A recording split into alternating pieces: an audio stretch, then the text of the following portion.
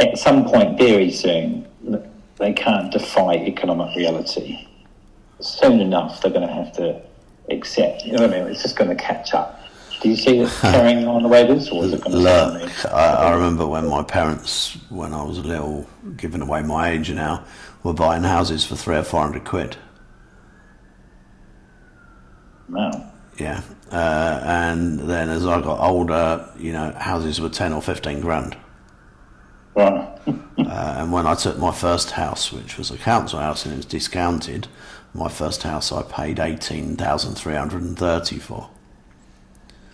From the council, which I sold 3 years later for 62 grand, just before the crash in the 90s, yeah? And it dropped to 40 grand in the crash. Right. Then it went up to somewhere close to 200 grand before the last crash, where it dropped down to about 150, 160, but now it's like $250,000 plus.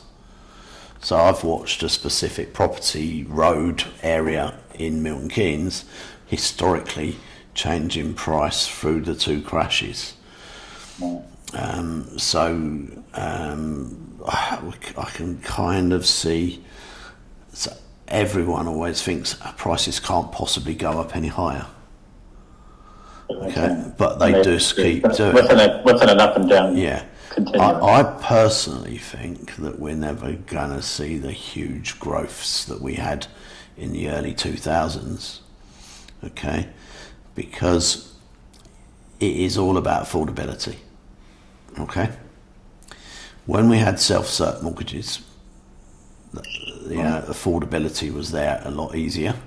The government have taken the self-cert mortgages away through the EEC, forced it on us. So they've taken away self-cert mortgages, which, since they've done that for quite some time now, has reduced the amount of repossessions because people won't get a bit carried away with what they could afford. Right. Okay, so it's all about affordability. So as interest rates dropped, more and more people could afford properties, so gazumping property prices increasing.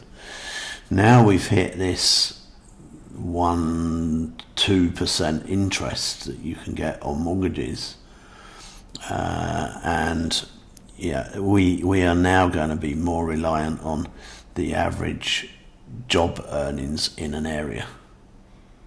Right. Okay, which is why there's many northern towns that are static. They had a boost when buy-to-let came about, and people would buy based on income. So they were buying properties at 6, 7, 8 grand, and they jumped to 40, 50 grand. But they've stayed there since the last recession and not moved because the rent income doesn't give it any higher value, so buy-to-let landlords aren't stepping there, and the local earning capabilities from the local businesses that where people live are going to affect the growth of it. Okay. Which is why you're seeing such a north-south divide now.